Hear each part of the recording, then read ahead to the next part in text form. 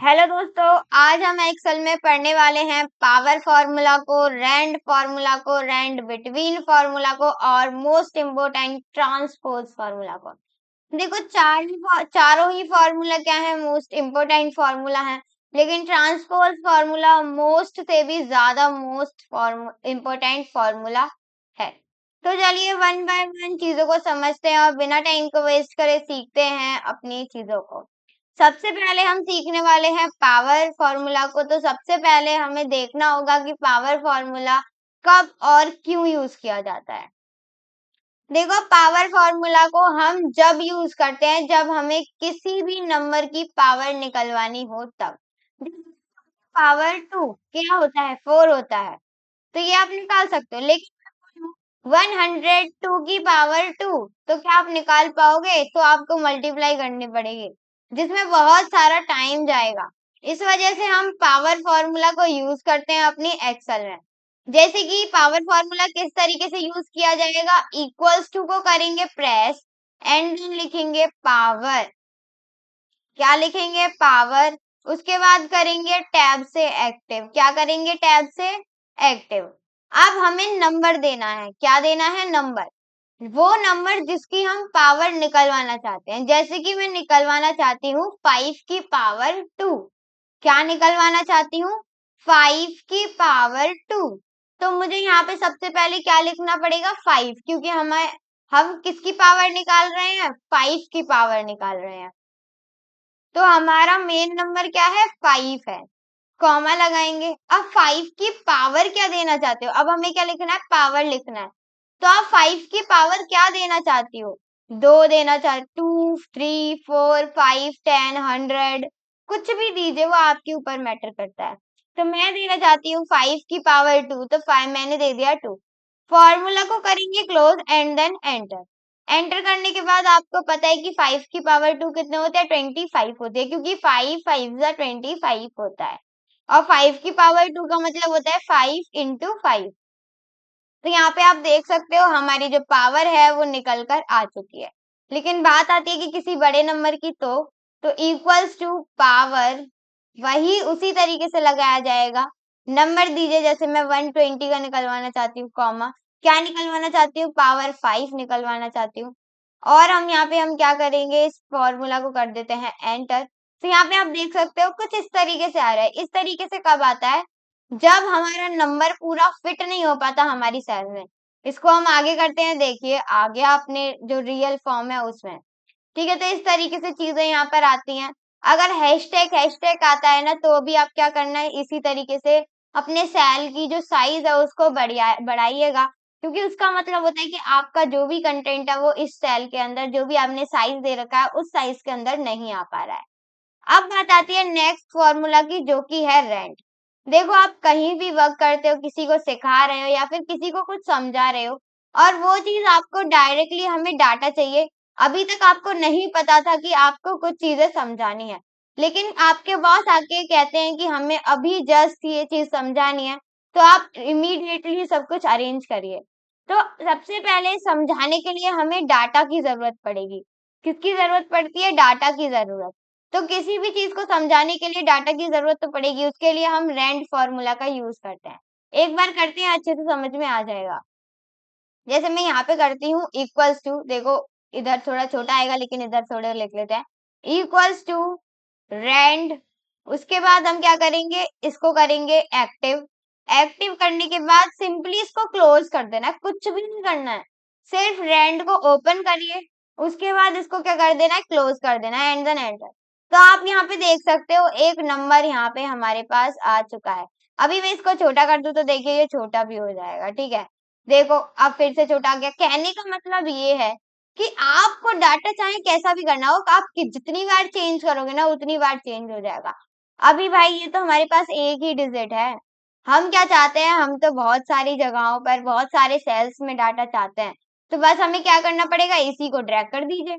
देखो ड्रैग किया। यहाँ पे आप एक चीज नोटिस और करोगे कि जितनी बार हम ड्रैग और चेंज करेंगे ये डिजिट सभी चेंज हो जाएंगी।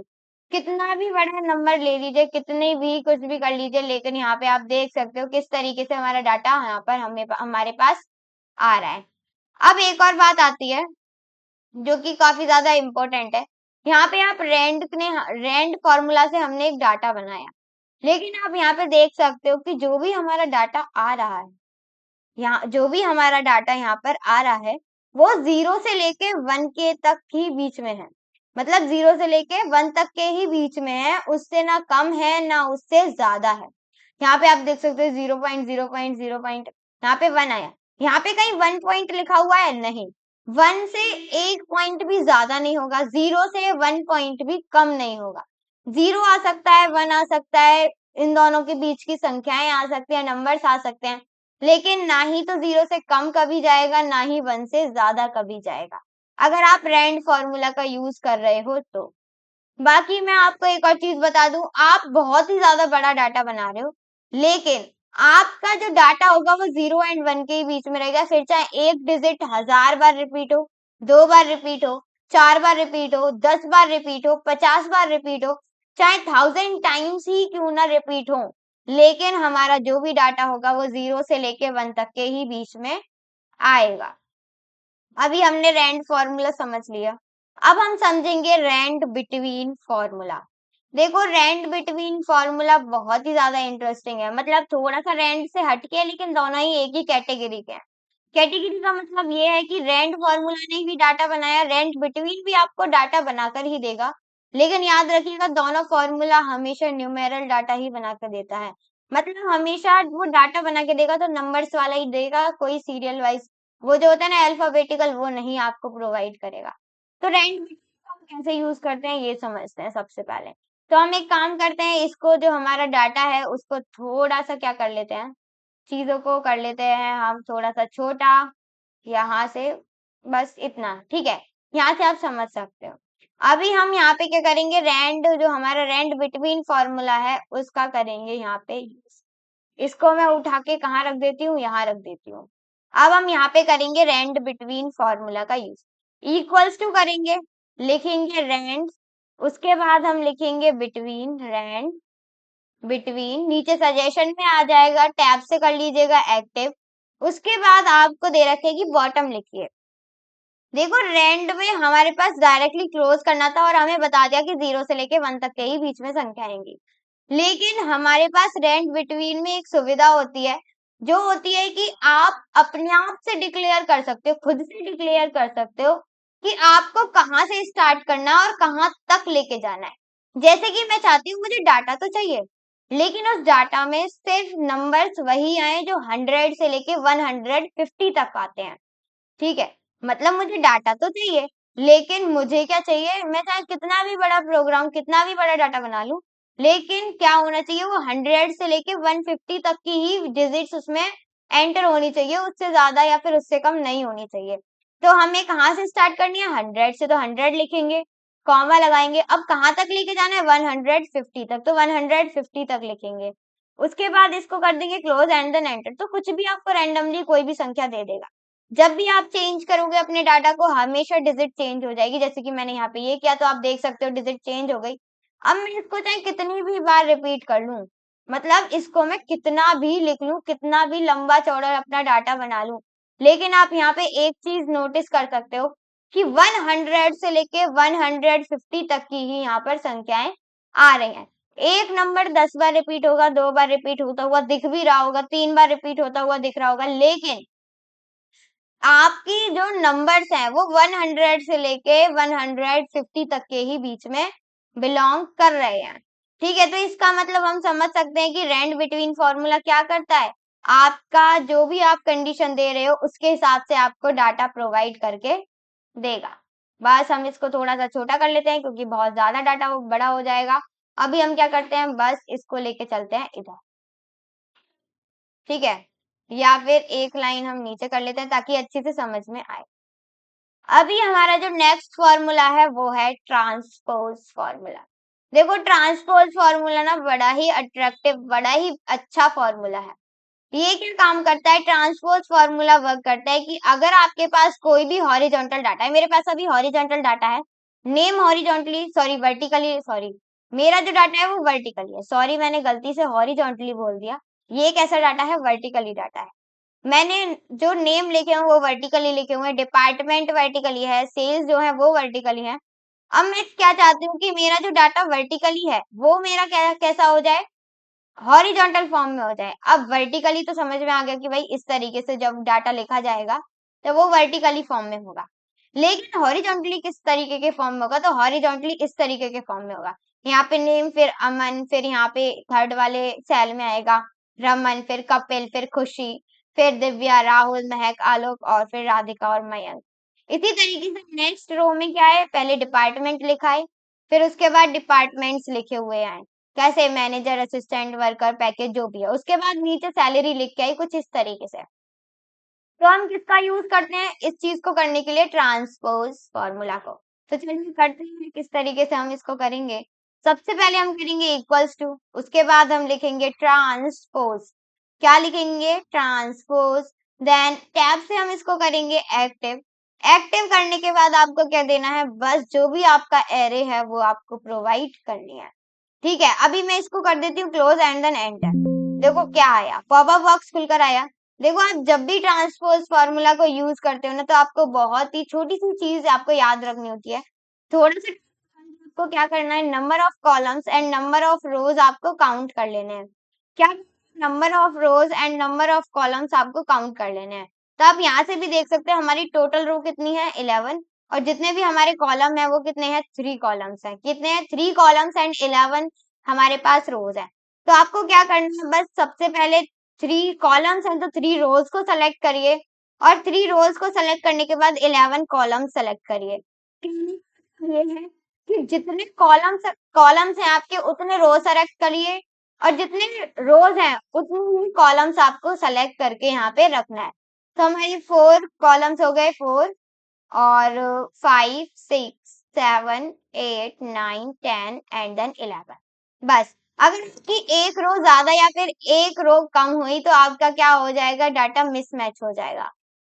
अभी ट्रांसपोज फॉर्मूला के लिए इक्वल्स टू लिखेंगे, ट्रांसपोज लिखेंगे, नीचे सजेशन में आ जाएगा तो एक्टिव कर लीजिएगा, और फिर उसके बाद हमें क्या करना है, एरे दे देना है। अब गलती से भी एंटर प्रेस मत करिएगा। अब एंटर प्रेस, अब आप कहोगे अभी तक तो हम जितने भी फॉर्मूला सीखे हैं सब में एंटर करते हैं, ट्रांसपोज में क्यों नहीं। क्योंकि ट्रांसपोज में एंटर प्रेस नहीं किया जाता है। हम वर्टिकली डाटा को हॉरिजॉन्टली चेंज कर रहे हैं, तो हमें क्या प्रेस करना है अपने कीबोर्ड से, कंट्रोल शिफ्ट और क्या, एंटर। कंट्रोल शिफ्ट के साथ एंटर प्रेस कीजिएगा। अपने कीबोर्ड से कंट्रोल को दबाइए, शिफ्ट को दबाइए, उसके बाद एंटर प्रेस करिए। तो यहाँ पे आप देख सकते हो किस तरीके से हमारा डाटा यहाँ पर आ चुका है। देखो यहाँ पे फॉर्मेटिंग्स लगी हुई है, इस वजह से ये थोड़ा डार्क दिखाई दे रहा है।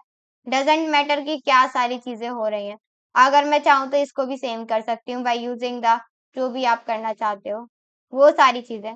बाकी अभी के लिए मैं इसको पूरे को क्या कर देती हूँ, एक ही मैच दे देती हूँ सभी को, बस इस तरीके से। और इस तरीके का ये जो हमारा डाटा है वो उसको इस तरीके से कर लेते हैं। फॉर्मेट पेंटर, इस पे जाते हैं, पूरा सेलेक्ट करते हैं, बस हो गया। हो गया ना, हो गया, बस इसी तरीके से। अभी आप यहाँ पे देख सकते हो कि जो भी हमारा हॉरिजॉन्टल वर्टिकली डाटा था वो अब हमारा हॉरिजॉन्टली चेंज होकर आ चुका है। अभी नेम किस तरीके से लिखे हुए हैं, इस तरीके से। जो भी हमारे डिपार्टमेंट लिखे हुए हैं वो इस तरीके से। उसके बाद सैलरी रोज के हिसाब से। ठीक है, तो इस कर सकते हो अपने डाटा को वर्टिकली से हॉरिजॉन्टली चेंज कर सकते हो। एक बार भी करते हैं, देखो 3 रोज, 3 कॉलम थे तो 3 रोज मैंने सेलेक्ट करी, 11 कॉलम्स हम सेलेक्ट करेंगे। तो 1 2 3 4 5 6 7 8 9, और जो भी है हमारी आगे हम इसको सेलेक्ट करेंगे। तो यहाँ से लेते हैं ताकि डाटा थोड़ा सा कम लगे। तो यहाँ से लेते हैं 2 3 4 5 6 7 8 9 10,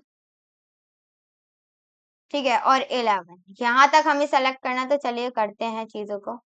और तेरी, और अगर आप नीचे आके देखोगे तो नीचे भी आपको दिख जाता है, देखो साइड में लिखा हुआ है 4 रोज एंड 11 कॉलम्स। ठीक है, इस तरीके से। ठीक है, इस तरीके से आपको दिख भी जाएगा। तो अभी हम फाइनली क्या करते हैं, अपने रोज एंड कॉलम्स को कर लेते हैं सेलेक्ट। तो ये देखिए हो चुका है सब कुछ हमारा। ठीक है, तो याद रखिएगा चीजें होनी चाहिए। तो first, second, third, fourth, fifth, six, seventh, eight, nine, tenth and then एक और 11। ठीक है, अभी मैं क्या करूंगी, ट्रांसपोज फॉर्मूला लगाना, इक्वल्स टू ट्रांसपोज लिखेंगे, एक्टिव करेंगे, जो भी हमारा एरे है वो हमें करना है प्रोवाइड, एंड देन हमें क्या करना है, इसको क्लोज करने के साथ कंट्रोल शिफ्ट के साथ एंटर प्रेस करेंगे। तो यहाँ पे आप देख सकते हो किस तरीके से हमारा डाटा पूरा का पूरा हॉरिजॉन्टली चेंज हो चुका है। आई होप आपको चारों फॉर्मूला अच्छे से समझ में आ गए होंगे, क्लियर हो गए होंगे। अभी भी कोई कंफ्यूजन, कोई भी डाउट या फिर कुछ भी ऐसा है जो समझ में नहीं आया तो आप हमसे पूछ सकते हैं कमेंट बॉक्स में लिखकर। बाकी thank you so much for watching video अच्छी लगी हो तो लाइक शेयर एंड सब्सक्राइब जरूर करिएगा।